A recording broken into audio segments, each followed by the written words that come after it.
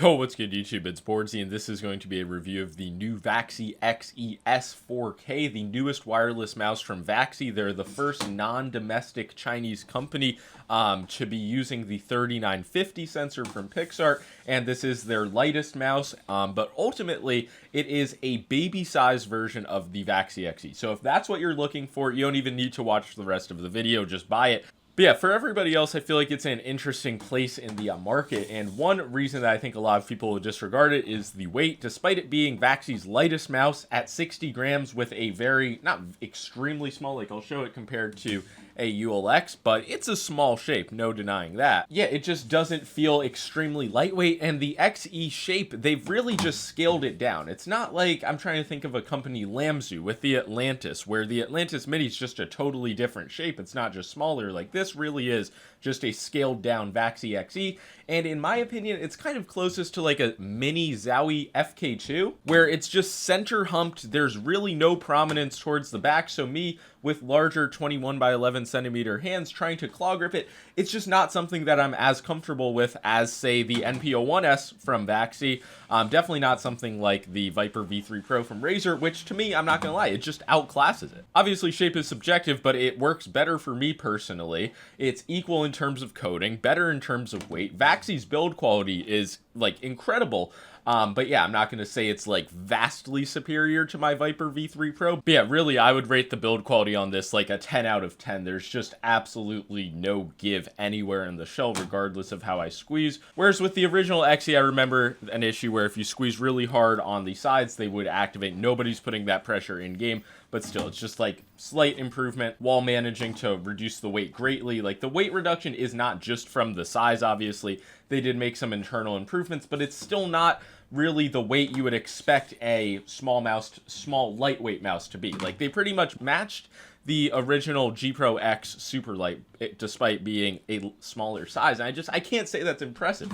And yeah, this shape is pretty viable for fingertip grip. It's not like an X2 Mini with just straight flat sides. And you see next to the OP1 8K that it's just nowhere near as thin, and it's also not as high hump for claw grip. So the XES, it's just a miss for me in terms of shape. And yeah, when I was testing the XES, comparing it to the original XE, I kind of liked the with the bulkiness of this compared to the smaller version. So obviously, the point of Vaxee, they're kind of like a Zowie philosophy type company where there's going to be one shape that works for you. It's probably not going to be every shape, and yeah, that's just how the XES is for me. It just has like an almost dull feeling. I feel like it's made for hands smaller than mine, so I'm by no means saying it's like an awful shape, but if you don't like those flatter profile, like FK style shapes, you're probably not going to love this. But if you are somebody who likes small sized mice but actually wants a bit more weight, this could be a pretty good option that adds some more stability. But I'm not going to lie, this is not like a contender for my main or anything. The weight balancing itself, though, is very good. That like, if the weight balancing was poor, I don't think there would be any saving this mouse. But the center of gravity,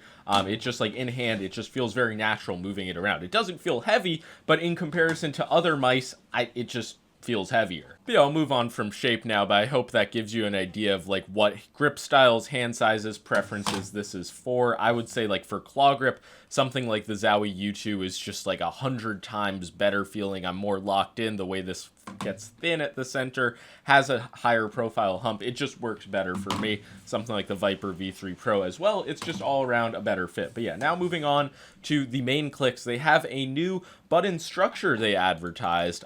The click feeling, though, is very good. This is like the type of feeling that TAC FPS players like dream of. There's a very quick rebound. The clicks are extremely light. And yeah, I'll do a quick sound test. Jesus. And yeah, I guess the one way to describe the difference from previous models would just be a slightly more like full click feeling, a bit more of like a sharp-ish tactile response, but it's still, they're not focused on tactility over spammability. And on the old model, I did have this like slight creaking feeling in the post-travel that I don't so far. That could just be due to less use, because in their video, they did say they intentionally have post-travel to allow for a quicker rebound.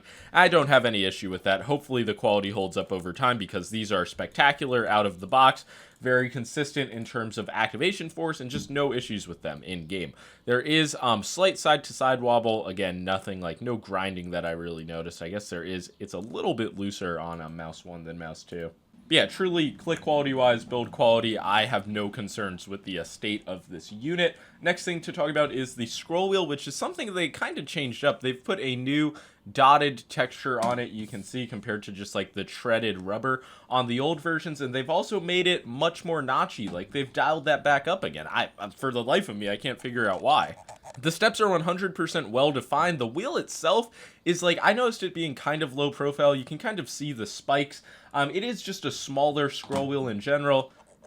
And sound-wise, it's just not as smooth. I don't feel like it is in any way an upgrade over the previous wheels. It just feels like they changed it for the sake of changing it, but maybe they were having issues. And also, it is using a mechanical encoder, which they claim all of their other mice are. I don't know if this is like a Mandela effect moment, but I could have sworn Zowie and Vaxee were like the only companies to use optical wheels. But I'm most likely just misremembering. But yeah, the scroll wheel, it's fine. I was able to use it in Fortnite for scroll wheel reset and picking items up. No issues. The click is definitely on the heavier end, but yeah, I can't figure out why they would change the scroll wheel back. The side buttons, they've done what every company has done, and they've started spacing them out ever so slightly. They're in a good position for me. Side buttons, really no issues. One of my complaints with the NPO-1S is just how like thin and small the side buttons are, and I would say these, while they're not like way bigger, it's just a better positioning, slightly better accessibility, and the click itself is very high quality. There's no concerns of like post-travel mushiness. It's just very good side button. And of course, last but not least, to round out the top of the mouse, they have this button which scrolls down, but if you were clever enough, you could probably find some way to like bind a cheating macro to this or something. So that is definitely another layer, but that is not a DPI button, if that's what you were wondering. To access that, we get this one like mega button at the bottom of the mouse, and you can use it to adjust pretty much anything from the click latency. You would think this is liftoff distance, low, medium, and high, but no, it's click latency. So you want to set click latency to the lowest setting, then you got to hold this for like 5 seconds, and then it'll change over to the DPI toggle, and then you hold it again, and then it'll switch over to the polling rate. This does only go up to 4K polling rate, despite having a 3950. I'm not really one to care for 8K, but it's just interesting that they choose not to have an option for it. And yeah, before I get into the tech side of things, I just want to talk about the coating. This, to me, it feels unchanged from previous models. It's a very nice, not like heavily rubberized coating, but it's definitely just one of the top matte coatings. It's very grippy. I don't think anybody has an issue with this. It just does have a premium feeling in hand. But yeah, really the next thing to talk about is the sensor and just the implementation. Like I mentioned, this is a 3950, and this is one of the first mice to actually pop up with it. Obviously, the Beast X Max, which I just got in today, is also using the 3950. But yeah, there's not many available. It's interesting that Vaxee was one of the first ones to get it. They tout that it is a slight improvement, but it's not anything like worth upgrading from your previous mouse for the sensor alone. And that pretty much lines up with how I feel when I was testing this compared to their previous 4K 3395 implementation. It just wasn't a huge jump. It just wasn't a massive noticeable improvement, which I wasn't expecting, but I was just curious like how the retail generation of 3950s would be, I guess, compared to what we were used to in the older Razer mice. So this is a perfectly fine implementation. I don't want it to seem like it's bad. I don't think anybody would think that. But yeah, it's just, think of it more as a really solid wireless implementation than anything next level game changing. Like even the 3950 V2, whatever the Viper V3 has, isn't like any type of massive improvement compared to this Vaxee implementation. And it doesn't feel like there is any clutter. It like no wireless interference issues. Polling feels stable. And yeah, all in all, it's just a solid wireless implementation. I would say Vaxee's right up there with the best of the best, but oh god, they have 2 milliseconds of click latency. Some of you guys act like you're gonna die of like click latency.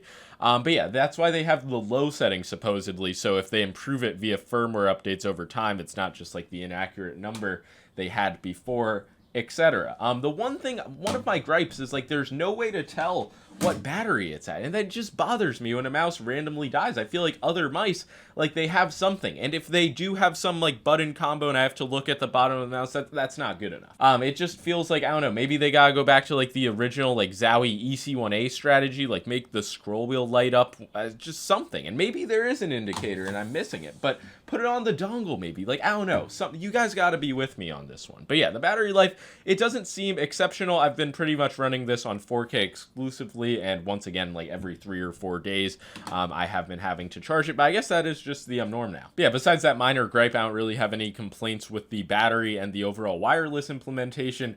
And as I indicated, like, this is a very early 3950 implementation, so I presume down the line it can only feel better. And yeah, that's about all I gotta say for this mouse. Oh yeah, the stock skates. I mean, I don't know if it was just I didn't break them in or if they're new skates, but I just found them terrible, so I pretty much immediately threw on these TJ exclusive plastic dots. And it's interesting because the skates on my XE, like, those were more or less fine, but the stock skates on this, maybe I just didn't give them enough time, but I just immediately took them off. So seeing Vaxee provide some like aftermarket level quality skates would be nice considering the price of the mouse, but I mean, you could say it for pretty much every manufacturer. But yeah, does it really matter at the end of the day? Not too much. But yeah, with these dots, the mouse still felt very stable, which is part because they have a very flat base, which is just another like thing that comes with quality, like not having an uneven, deformed base. But yeah, overall with the XES, while this is definitely not like for me gonna be in my main rotation, it still is like an extremely high quality mouse, and I do feel like these flatter shapes, maybe they've been disregarded for good reason, but there just aren't many options. So if you are somebody who does like a slightly not heavier feeling mouse, but a mouse that isn't like sub 45 grams, let's say, and you want a low profile, flat, somewhat wide, like FK style shape, I think that this is just like one of the better mice out there. And like I said earlier on in the video, if you want a mini XE, like, this is ideal for you. I just don't see how you could have any gripes with it, but overall, it's just not my preferred shape from Vaxee. I would say the NP01S, the NP01, and then probably the XES or the XE, followed by the Outset AX. But yeah, I will surprisingly give this the seal of approval because it's still, like, you can't get better quality than this, really.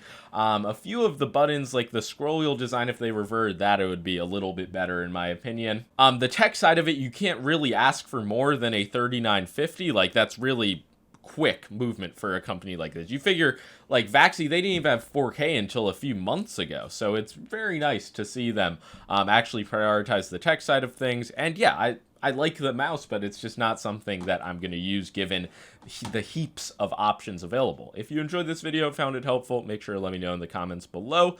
Leave a like and subscribe if you enjoyed, and peace out. Shocking. Vaxee.